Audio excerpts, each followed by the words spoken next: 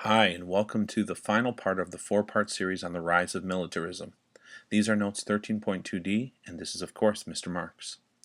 While we talked about what happened in Germany, one thing that I did not touch on, do more than touch on, was the fate of the Jewish people. This presentation is not going to deal with the Holocaust itself, but is what are the events that lead up to this. If you remember, Hitler had blamed the Jewish people for the problems of Germany. He blamed Jewish spies for having destroyed the German army during World War I. He blamed Jewish artists for subverting the German culture.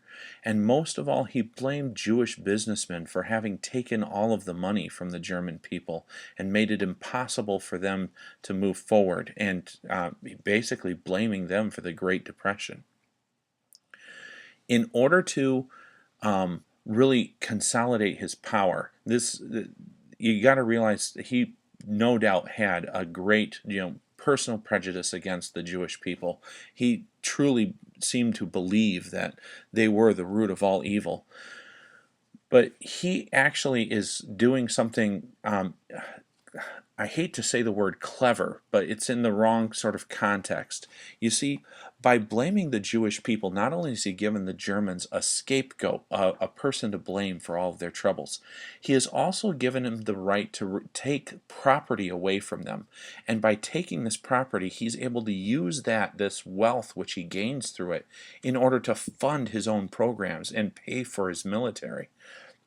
So this kind of has, there are a lot of things which are behind this policy. This whole thing starts with the Nuremberg Laws. They're called the Nuremberg Laws because he announces it in the city of Nuremberg. Pardon me. The bottom right is Hitler presenting the laws in Nuremberg. On the top left is a chart that was distributed with the original law. The chart's used to classify people as far as what type of Jew are you, based off of your parents and your grandparents. Basically, trying to figure out if you had one grandparent was Jewish, how does that affect you as far as what level of Jew are you considered to be. He was entirely convinced that the purity of German blood was essential to the existence of German people. And the Reichstag, believing in this, if you remember, Reichstag was the lower house in Germany. This is where Hitler became, this is the legislature that Hitler became chancellor of. This Reichstag is going to approve these sets of laws, which have some pretty nasty things as a part of it.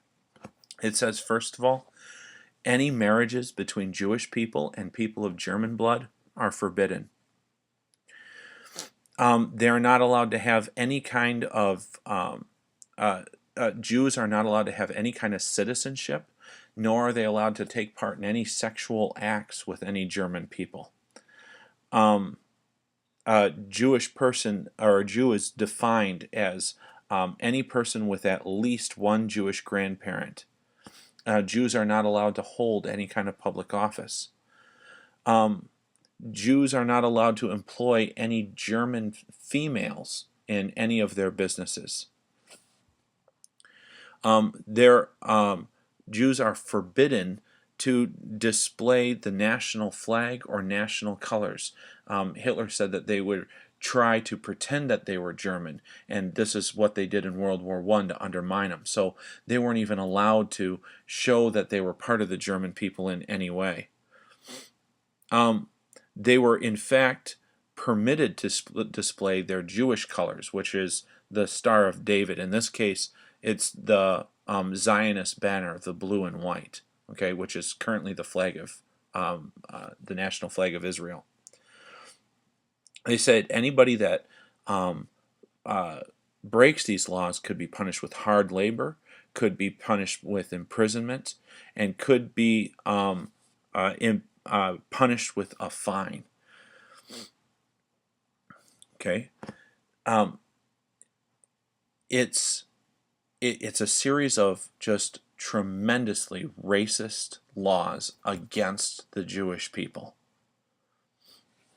Now, not all Jewish people sat down with this, and one young man decides to take out his frustrations by killing a German diplomat in Paris. This happens on November 7th of 1938. He shot and wounded, sorry, I said he killed, but he only wounded this German diplomat in Paris because of the mistreatment that his family was facing. In response, when news of this reached Germany, a series of riots went all throughout the country. And what was called Kristallnacht, or the Night of Broken Glass, took place on the night of November 9th into the day of November 10th. They attacked communities all over the place, forcing Jewish people to march down the roads. Meanwhile, the Germans would shout at them, "Revenge for Paris, down with the Jews."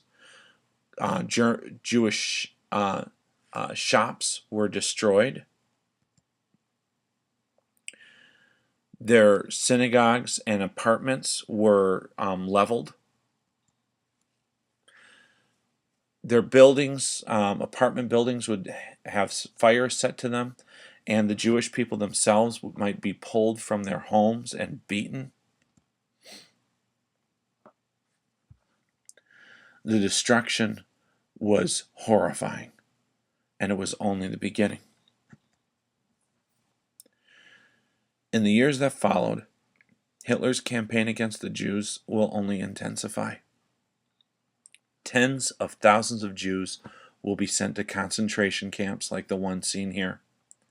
The concentration camp is a detention center, a place where people are held during a time of military conflict, anybody who's considered to be an enemy of the state. Before long, Hitler is going to start making even more sinister plans for what they call the final solution, the extermination of all Jewish people.